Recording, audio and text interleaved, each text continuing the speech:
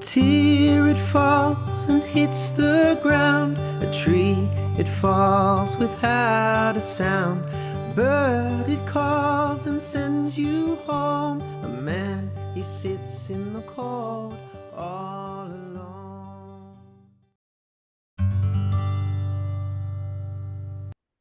Hi, Sarah. Welcome to the Joy of Sunflowers. Thank you so much for joining me. Please introduce yourself a little bit more. Yeah, thanks for having me. Well, my name's Sarah Jane.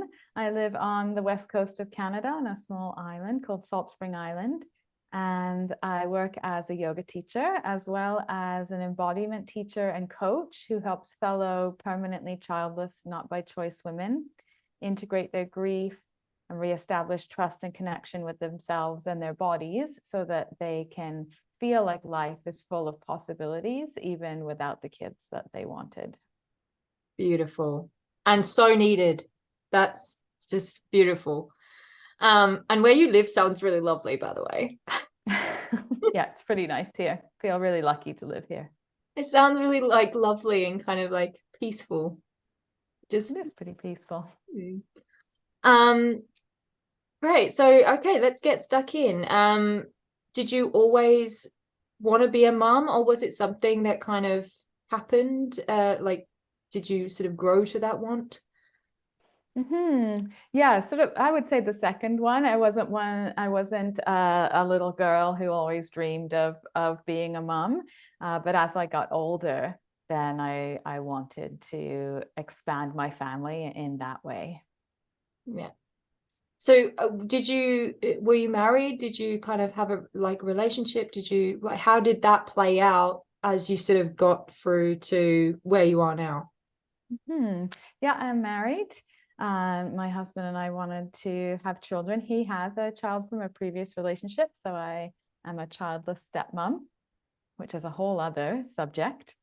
And we were trying to get pregnant and successful a couple of times. I had multiple pregnancy losses, followed by a long period of unexplained infertility, and then a chronic illness that led to having a hysterectomy in 2018.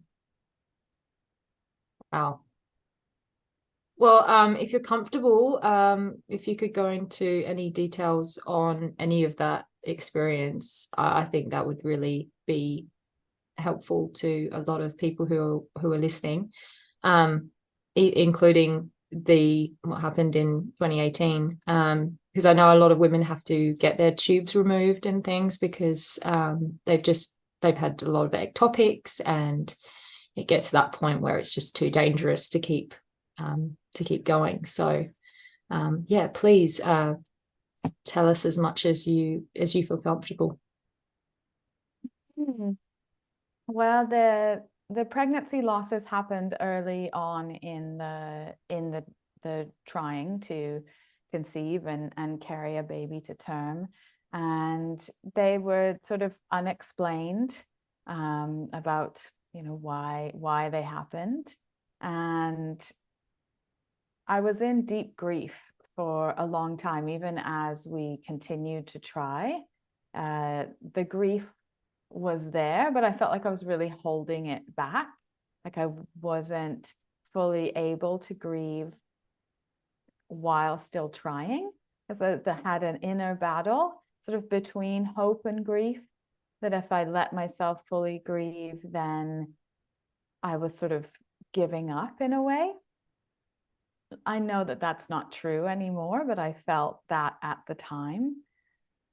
Having the hysterectomy was really allowed me to close the chapter of trying to have a baby in a way that was permanent. And I know that lots of women have to decide, it's sort of having the hysterectomy for me, it was almost decided for me in a way that that was going to be the end of trying. And even that was difficult. So the idea of having to decide, like, okay, we won't pursue this anymore, stopping fertility treatments or stopping trying, is an incredibly difficult experience, because it is the end of a dream, and it's also the end of an identity. You know, when you're trying, you are already envisioning yourself as a mom and envisioning your family growing in that way. And even though it hasn't happened yet, you're living in that mind frame, that future identity. And so when it comes to the end of that, the chance of that identity ever coming to fruition, there's the grief of that, which is multi-layered. You know, there's the sadness, but there's also that loss of identity. And even those of us who being a mum wasn't a dream for our whole lives, there's still that loss of identity. So there's this sense of having to rebuild yourself from the ground up and look around and like, okay, well, what do I want now? And from a place of deep grief, it's really challenging. Yeah, and I think you hit the nail on the head there with the dream. You know, I think a lot of people who, you know, aren't in the loss space, who don't really understand it, don't realize that it's like having a dream, having something that you really want, having something that you're aiming for and you're fighting for it, you're going for it, you're doing everything you feel you possibly can to get there. And then someone just comes along and just stamps on you. And they're like, nope, you can't do that right now. You're not going to go there right now. And it's just that ever. Yeah, and it's just that constant just smashing you down, like, while you're on the journey. And it is kind of, like you said, like, it is hard to go through that grief. And everyone I've talked to, they really haven't faced that grief fully until they've closed the chapter of, okay, well, you know, I've had my children, or you know, we've done IVF. I'm finished now. I can't do it anymore. You know, so once they reach those decisions, that's when their true healing process actually starts. Because before that, you're right, they're living in that mind frame of, I want to have a baby, we have to have a baby, let's make this baby happen, we've got to do it. And it's just this constant thing, you know, instead of dealing with all the emotions. And it is hard to deal with both. Like, because you want to have the hope, because otherwise you can't keep going to keep trying. And then if you give in to that grief, it's you know, really debilitating. Like, it just kind of takes over you. It's also not very supported. Like, I wasn't really encouraged by any of my healthcare professionals to view it as grief and an experience that would require grieving. Pregnancy loss, it's so common, it's sort of seen as something that, oh well, because it's common, it's not really that big of a deal. But it's a huge deal to the person who's going through it. And I feel like it's not really talked about, the idea that you would grieve that, because the advice that's given in anything that you read is, keep going, just keep going. And that's really difficult. And you feel that if you aren't able to keep going, then there's something wrong with you, and that you didn't want it enough anyway, so you don't deserve it. So it comes with an incredible amount of shame. Yeah, and we spoke about that just before we started, and that is just such a horrible thing that comes of this, because, you know, it is such a taboo subject. And when it comes to child loss, you're right, like, there really isn't that support in terms of, you know, the healthcare professionals. Like, pregnancy loss is just seen as this thing, you know, who, you know, it's fine, it wasn't born, you didn't know it. But we do know that child. We've thought about that child, we've dreamt about that child, we've seen that child in our arms, we've seen it in their dad's arms, we've seen that child run around. And there's so many things that we've decided, like, that we've created, that we've experienced, and that dream that we've created, and then it gets shattered. And it is forgotten. It's forgotten that that is a true loss. It's just seen as, well, it's, you know, it wasn't here, but it's a real loss. And it's Absolutely. just getting them to understand that. So frustrating. Yeah. And it's sort of known as disenfranchised grief, so grief that's not recognized by others. And so it makes it hard to talk about as well as to experience if your experience isn't being validated by healthcare professionals or people around you. Yeah. So you went through pregnancy losses. How did that play out? Did you get your 3 crappy options that everyone seems to get, the natural D&C or pill? Did you get those options, or was it kind of cut and dry? For one of them, I got the options of the D&C, and the other one was natural. And how were they? How did that go? Was it a heavy period, or was it something different? Oh, I'd say it was quite different. I had I don't have periods anymore, seeing as I had a hysterectomy. Yeah, that must be so strange. Is that history?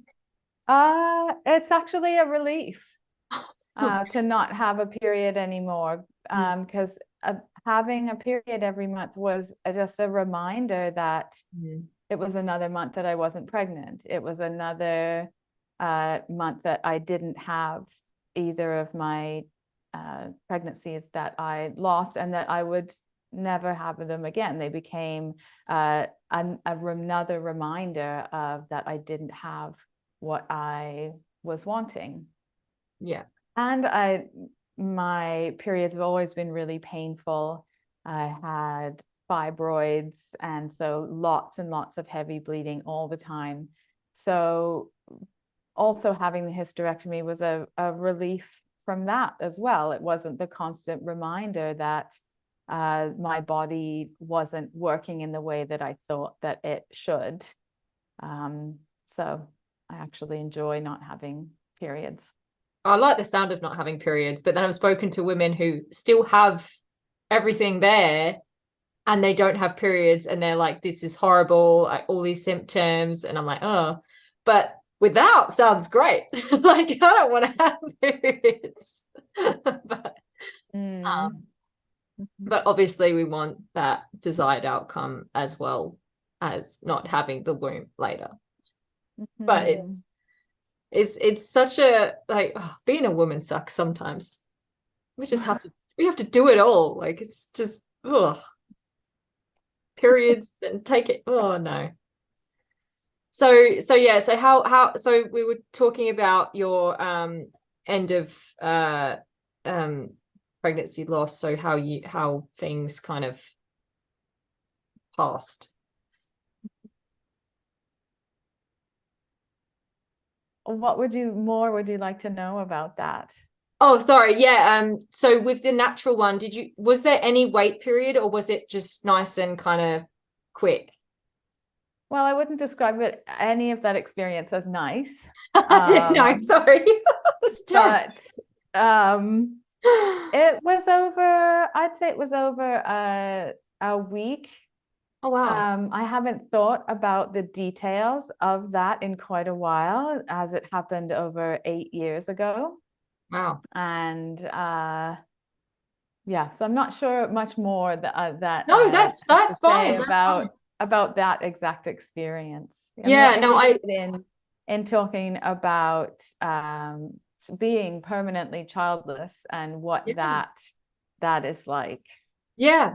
No, I'm always sort of wanting to kind of cover that base first, because it's one of those things that a lot of women wonder about, like, how long did it take? Because for me it was like 2 months naturally, and then, you know, I've spoken to a lot of different women who it was really quick, like within the first few days of finding out, it sort of just all happened. But yeah, 8 years ago is a while, so that's fair. Another lady I spoke to was like 20 years ago. But she actually remembered quite a bit because it was more so to do with a diagnosis. So it was really quite interesting. So from there, what sort of happened between then and having the hysterectomy to now? Yeah, so after that, there was a really long period of unexplained infertility. And so that involved lots of doctor's appointments, lots of tests, fertility specialists, that kind of thing, constantly being poked and prodded and appointment to appointment, and feeling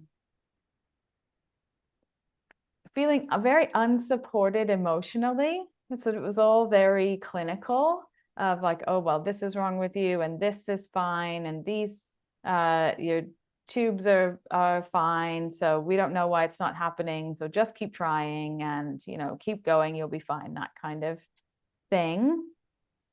And I have, or had, fibroids, which are, they're non-cancerous tumors that grow in and around the uterus. They can, different people experience them in different places. They can be inside the uterus, they can be within the wall, they can be on the outside, they can be a combination of both, or all of those things.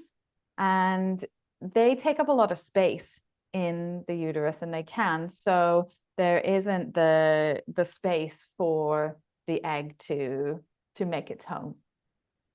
And I had previously had a surgery before my pregnancy losses to remove some fibroids. So there was scar tissue in there already, which made the implantation even harder. And so the fibroids became so large that it was advised that I needed to have them removed because they were starting to press on other internal organs, and bladder and kidneys, and that could result in long-term damage. So it was suggested that I have the fibroid removed, but upon investigation, it was so large that it wasn't going to be able to be removed without taking the whole uterus with it. So I felt like I didn't have any choice, but to do that. Yeah. No, that makes sense. I mean, even if you had them removed, or they had tried to, and they damaged other things like that, I mean, that's part of this journey. Like we want to be here. If we're going to have kids, we want to be here and able and present.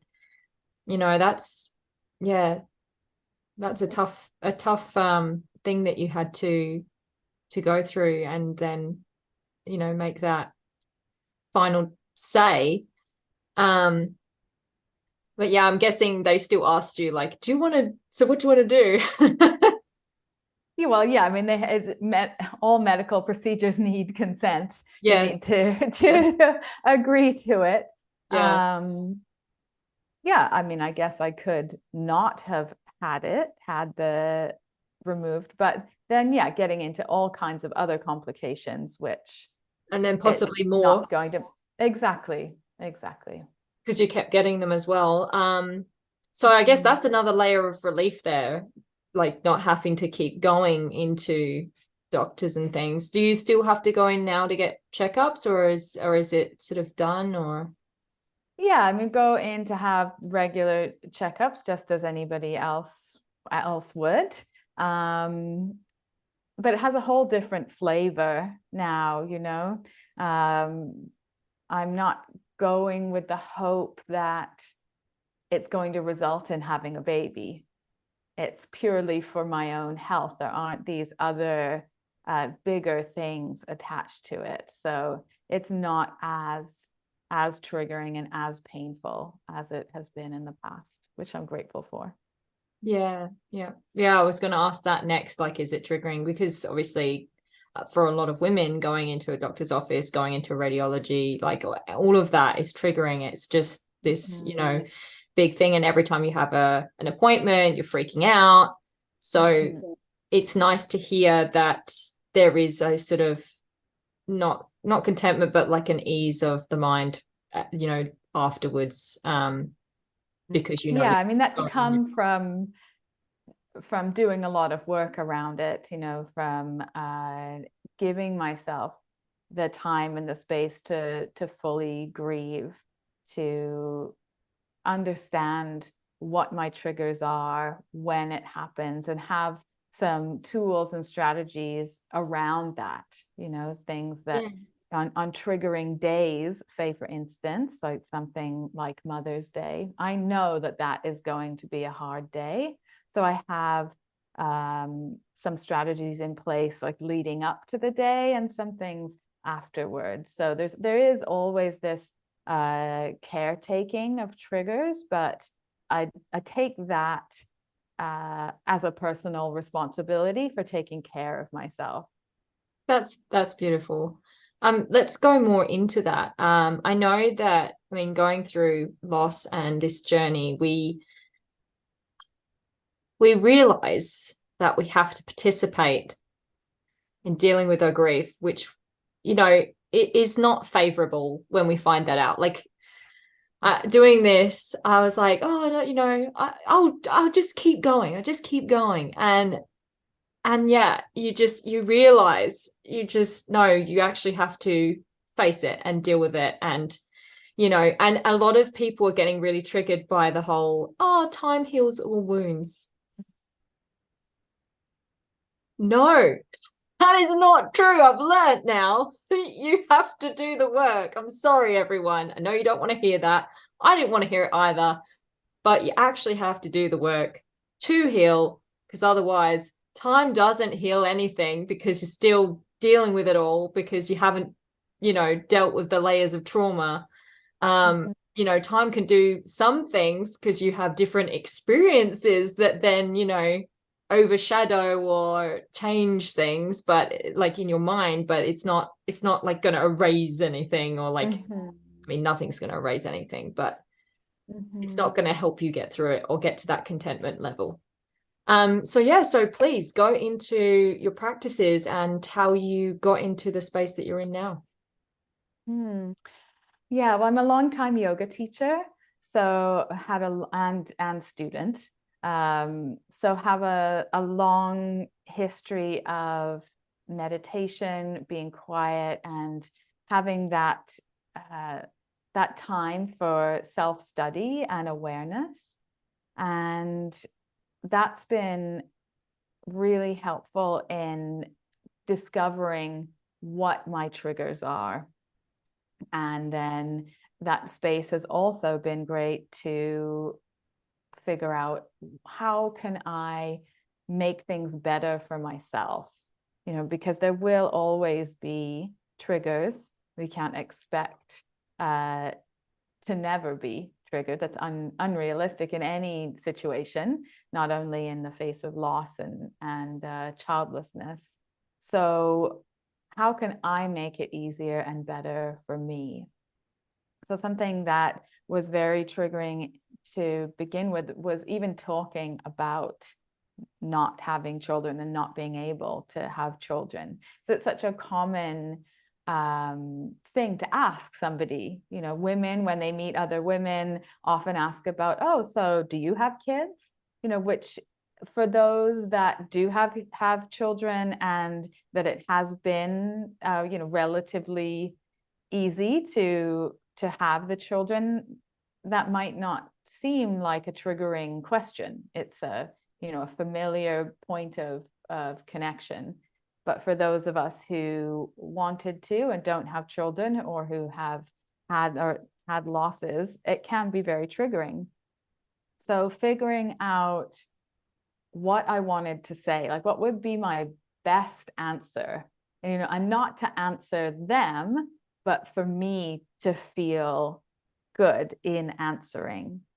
So I even went so far as to sort of write out a few things, like to try it out, so how would it feel to say this kind of thing? And then how would it feel to say this other thing? And taking into consideration that different situations and different people who I have different relationships with will require different answers, you know, and that no is a good enough answer to that question. And to not feel that I had to go into lots of detail. I don't know why, but that was sort of my go-to at first. Like I felt like I had to explain why not. And that became more triggering. So journaling is one of my practices in how I sort of deal with grief ongoing, because even though I am, what are we now, coming up to 5 years out from the hysterectomy, grief is still there. It just shows up in different ways. And as we get older, it will continue to show up in different ways, you know? So I continue this practice of journaling to just kind of figure out, like, where am I at with this? And writing with prompts, I find very helpful to get into my thoughts and feelings in a way that just thinking about them doesn't get there. I don't know if you have had that experience with writing, like physically writing, things come out that, and then I read it back and I think, oh, I didn't know that I thought that, or I didn't really realize that I felt that. Yeah. So that writing, gain a deeper understanding of yourself sometimes, because you can't necessarily think in that congruent way sometimes, like when you're saying it, but when you're, yeah, I totally understand. So sort of connecting that with what I was saying about figuring out triggers and figuring out how I want to respond to them, that a lot of that has happened through journaling, through writing, and figuring out what would make me feel good. Because there can sometimes be some caretaking, like you don't want to make other people feel uncomfortable because they clearly do. But it's an odd thing, whereas the quote unquote terrible thing has happened to us, yet somehow we're caretaking somebody else's response. So when I realized that the response was for me and I need to say what I want to say from a place that serves me and not them, it felt a lot better. Yeah. And it's so true. Like I think a lot of women, you know, I have to explain it. I have to tell them, you know. One lady said to me, not everyone deserves to hear your story. I was like, that's really powerful. Yeah. Like, you know, sometimes you might want to divulge, you know, but other times you might just want to be like, no, I don't. And that really depends on who it is, right? You know, like if you're just chatting with somebody in the grocery lineup and they ask that question, you're not, you know, you don't owe them any kind of answer or explanation. But if it's a trusted friend, somebody who you know would be able to listen to you with empathy and compassion, then that would be a good choice of somebody who to tell. Yeah. Yeah, exactly. And I think it is down to, as well, like you said, like knowing it's for you and, you know, protecting yourself, you know, in ways as well. But I think maybe where that comes from is that, you know, we're trying to defend ourselves.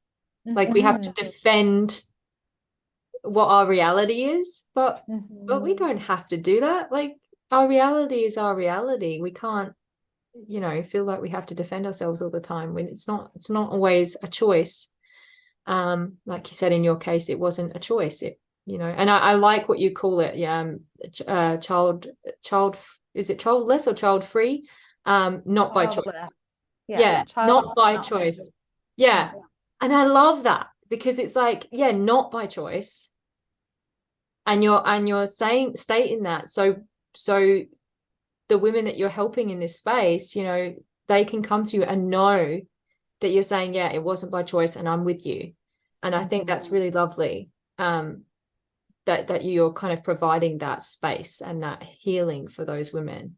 There are a lot of women that do it by choice as well, because they've had enough, and it gets to that point, and it's understandable. But even that is not a choice. No, I was going to say that, yeah, that is also classified as not by choice. I had to make the choice to have a hysterectomy. So, you asked me that, was that a choice? Yes, I made that choice, but it wasn't really a choice.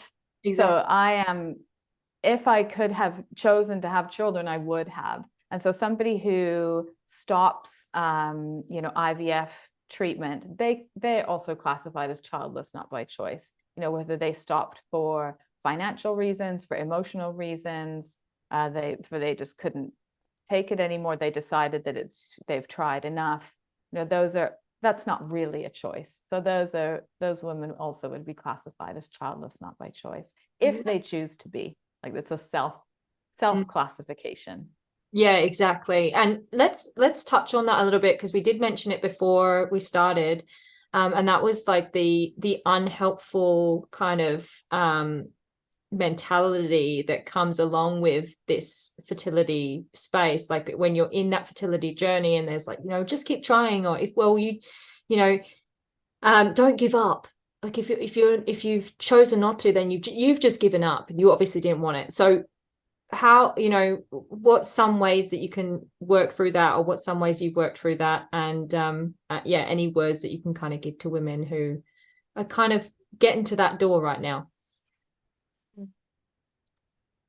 Yeah, it's tough to hear that, and it's sort of, you're in this liminal space. You sort of don't really belong in the group of people who are trying, and you don't really quite belong in the people who have, for whatever reason, are childless, not by choice, or some people have decided that they're going to be child free. You're kind of in this middle place, and it can be very lonely.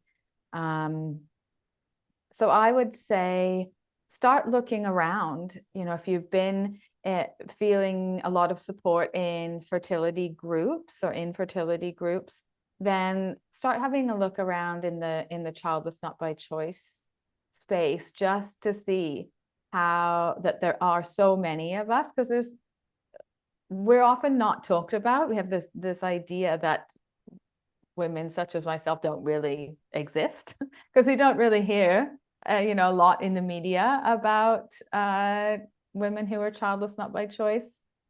And that infertility treatments, more often than not, don't work.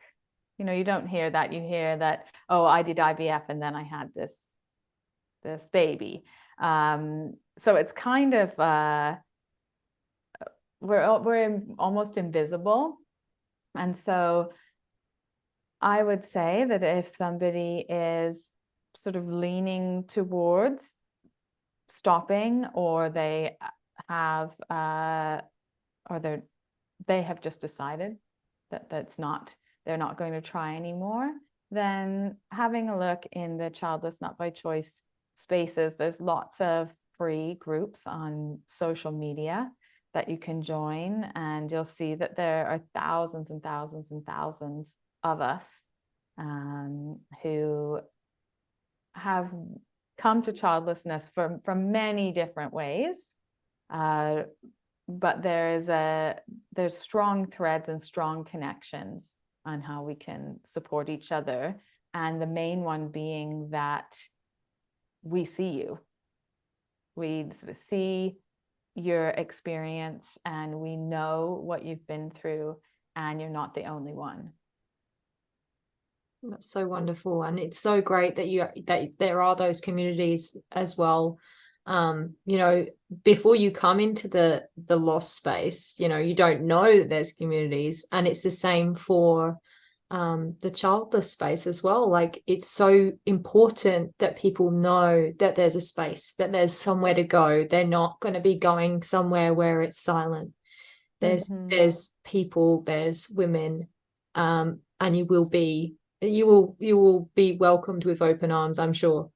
Um, Mhm. so when you came into the space, like how was that for you? Like how did that feel emotionally, physically? You know, how was your sort of journey into the childless space and kind of doing what you do to help women?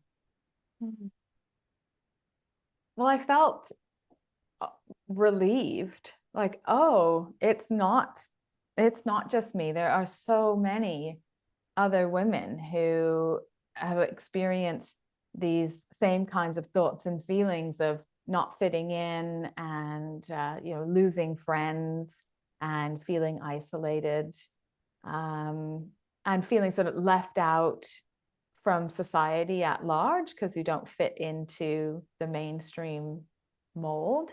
So I felt relief, um, and to look around and see how many women there are, and so many women supporting other women, is incredible. And so I saw a gap in what was offered in terms of reconnecting with your body as a path to healing. There's a lot of support, and there's counselors and coaches, and it's amazing that there are so many.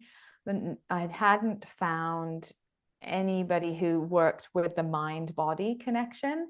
And being a long-time yoga teacher and mindfulness practitioner and meditator, that is really important to me, and I know the healing power of that. I also know the healing power of that from my own experience. So incorporating my grief recovery work into my yoga practice, so into my movement practice, into my self-compassion meditation practice, and coming at it from there. So I saw that aspect wasn't really being addressed or offered by anybody else, and I thought, well, it helped me, so let's see if it'll help others, and it has. Yeah, that's wonderful. And I think it often is more healing when you've gone through that journey, when you've gotten to that point where you're like, no, this really helped me. And then you're helping people with the same journey you've just been on. I think that's such a powerful way to help other people and really connect with them. That's so beautiful. So yeah, so okay, so you do yoga, mind body connection. I mean, that is something often overlooked, especially in the medical profession. It's all physical in the medical profession, and then in a lot of the spaces, it tends to be a lot of focus on mind work and getting through grief and things like that, but not putting the two together. I have found quite a lot of people now who actually are in the space and they're doing that, so that in the lost space. So that's great, and it's wonderful to hear that you have the same in the childless community as well, because it really is needed to have those connections. Yeah, so can we go into some of your practices? Yeah. So I teach a style of yoga called trauma-informed yoga, and there are three foundations. So the first one being recognizing that you have a body, which might sound a bit odd, but I would say that for most of the day, most of us operate in our lives moving around. Even though we're moving around in our body, we're not really considering our body. We sort of sitting in a hunched way, we're standing on one leg, we might not know that we're actually doing it, and that has not only long-term physical effects, but it has energetic effects too, right? So that's one thing, noticing, remembering you have a body. The second foundation is befriending your body. So you notice, oh yeah, I'm sitting rolled forward. Is that the friendliest way I can be in my body? Probably not. Might be a bit more friendly for your skeleton over time to sit with your shoulders back and sit more upright, and energetically that has a bit of a lift. I just saw you sit, roll your shoulders back, And you even smiled at the same time, right? So it sort of gives this little lift right away. So that is recognizing you have a body, befriending your body, and then body as a resource. So getting to that place where you can notice sensations of your body and respond, which when you've been in long periods of trauma and grief, your nervous system has this really great way of protecting you from it by sort of you become disassociated, and there's a disconnection that happens. And that's completely normal, natural. It means your body is working well. But if in prolonged periods of that, it can kind of get stuck on, and then we don't remember how to connect and how to sort of come down into that space where you can remember you have a body, befriend it, and listen to it. So the movement piece, the embodiment piece, so embodiment means coming home to your body. And so I use trauma-informed yoga to help us get to a place where we can feel that the body is somewhere that you want to come home to, and then how can you fully be in your body as you're out in the world. That's really beautiful. Like that, I was like, oh, like befriending your body and coming home to your body. It's so overlooked. Like, you know, in every capacity, in every facet of sort of the world and communities and people, you know, we hunch, like everyone's like this and looking at their phones, and it's, yeah. And you just don't think about it like that. Like oh, yes, it's my body. I know what my body is. But yeah, you do. And you get very mechanical about everything. It's like driving a car. You just get so used to it that you're just going. You're not thinking, and you're not, in touch with it. I love that. I love that. And our body is how we move about the world, right? It's how when you think of your senses, that is how you interact with the world, through touching, through seeing, through hearing, tasting food, smelling. So if we're in a state of disconnection with our body, then we're disconnected from those senses. And so then we're disconnected from the world. And we're not able then to access joyful things about being somebody in the world. So it's really important to incorporate, I feel, the body into the healing journey, especially as a childless woman, where what I wanted really didn't happen, and what I had focused on for so long didn't happen either. And if you have a focus that is one pointed for years and years and years, it's really hard then to see what else is out there. And so you can use the reconnecting with your body, and then you're moving about the world to open yourself up to, well, what else is out there? What are the possibilities of life? But starting in a small, slow way with yourself can lead to very powerful steps into what life might hold. Yeah, that I can see that. I can see that being something that really, you know, makes an impact, especially on, you know, your drive and like having a new dream, you know. Because it is tough when you've got you've got a one-way pointer and you're like, I'm gonna do this, you know. It's really hard to kind of find a new pointer, a new direction, a new destination that you want to get to. And life isn't about the destination, it's about the journey, but it helps to have that destination. And absolutely, you know, we don't end up where we think we would, you know. We always have these different pictures when we're kids, and we're like, I'm going to be a this, I'm going to be a that, you know. And then, you know, it's always very different, you know. We don't I mean, I didn't know I was going to be living on a farm, like in the middle of nowhere in Australia when I was a kid in England. Um, you know, there's lots of things that happen in our lives, and yeah, it's so wonderful that there's people like you who are helping women to get a new direction, to get a new way of thinking, just by connecting back with their bodies. And I like what you said when you talked about the third thing, and you were saying about how you know, when we go through loss and when we go through those things, like there's that disconnect, you know, and we, you know, that sort of connection is severed a little bit because we're feeling all these things, like, and your emotions do manifest physically.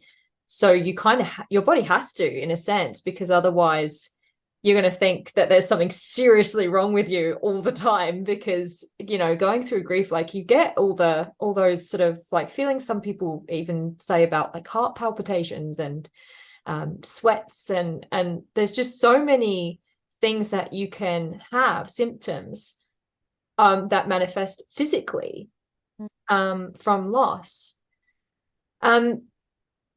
One thing I was going to ask you as well, like with your clients, with the people you work with, how do they go with that manifestation? Because I know a lot of women really struggle with that physical manifestation of grief, of loss. Well, it's very individual, and we move slowly. So I work one-on-one with people, but then I also work in groups. So the idea is to move slowly, to touch in to these different practices, notice how they feel, and come out again. Because the idea is not to poke at something that is very in a wounded place, you know. So there's lots of options given when we do movement practices to do as much or as little as feels good. And so that is the main part. It's not about doing the movement.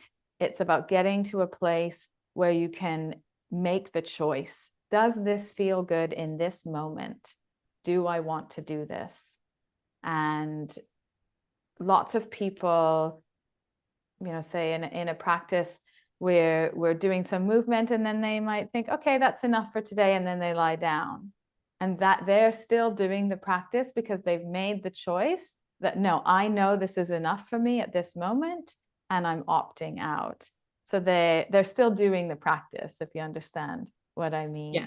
So it's all about learning to listen and respond in that moment, you know, from how you feel in that moment, not a place of sort of conditioning, like, oh, I should keep going, or, oh, what might somebody else think if I lie down, you know, that kind of thing.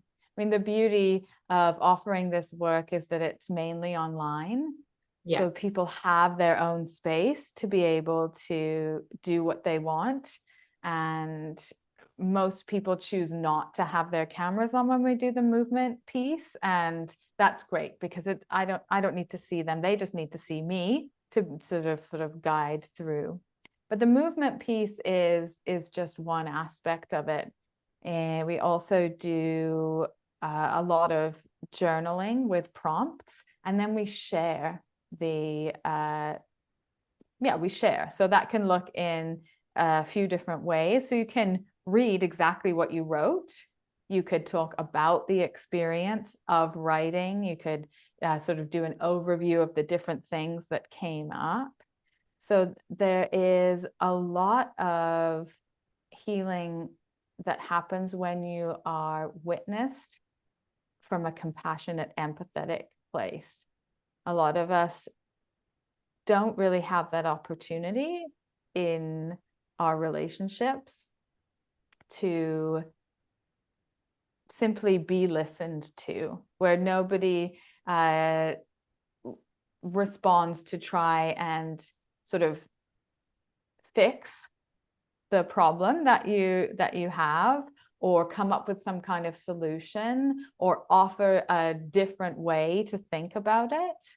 When we share in groups, the only response that we give is either saying thank you, or if something resonated with you on an emotional level, we can do hand signals like hands on the heart.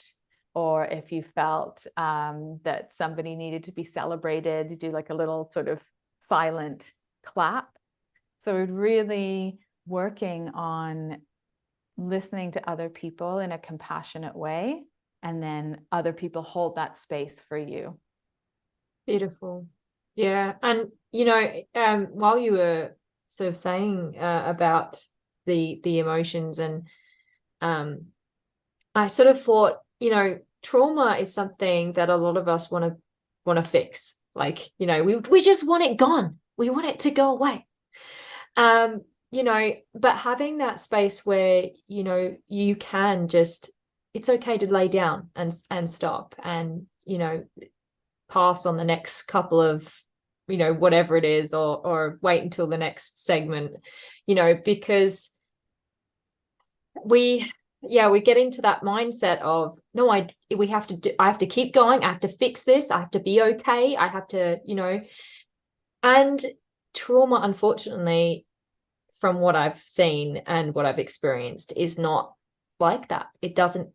You don't fix it. Like, there's triggers that come up throughout life and you think maybe you've moved through it, and then something happens and then you're like, oh, right, okay, didn't think I'd see that again. So yeah, I think it's just knowing that trauma is something we have to live with, and we can work ways and strategies that allow us to still enjoy things and still move through life and get where we want to go and have new dreams, without the pressure of, no, I have to fix it. Yeah, absolutely. Yeah, it's something that our experiences are always with us, and our emotional response to them might ebb and flow, but it's about cultivating sort of ways of being and practices that help you take care of yourself so that you can go through life. Yeah, that's so beautiful. Thank you. Thank you so much for sharing all that with me and with us. Is there anything that you'd want to say to anyone who is either in the throes of fertility treatments and they're looking at that door and they're wanting to close it? Is there anything that you might want to say to them to kind of help them and maybe encourage them to do what they need to do? Well, listen to yourself. You know what you need and what you want, and look for support from those who know that you know what you need and what you want, and who will be able to respond in a compassionate and empathetic way. Beautiful. Beautiful. Thank you so much. Thank you so much for joining me, and thank you so much for sharing and doing what you do. It's really wonderful that there is that space, and now I know about it, so I can pass that on, and share this and give women resources. So down below there'll be links to Sarah's services. And if you know of any other like groups or anything, please send me the links and I will put them below for women to kind of venture and have a little look if they're interested. Yeah, I absolutely will. Yeah, thank you for having me. Thank you. Have a lovely rest of your evening, day. I don't know what time it is for you. Daytime? Daytime, yeah. Daytime. Enjoy the rest of your day. I'm going to go back to bed. Bye. Bye.